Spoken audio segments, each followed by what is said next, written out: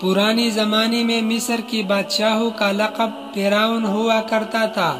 اسی طرح روم کے بادشاہوں کا قیصر، پارس ایران کے بادشاہوں کا کسریٰ، یمن کے بادشاہوں کا تبع اور حبشہ کے بادشاہوں کا لقب نجاشی تھا۔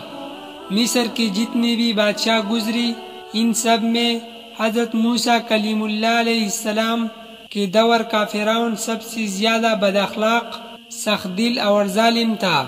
فرعون کا نام ولید بن مصعب بن ریان اور اس کا تعلق قبیلہ قبطیہ سے تھا۔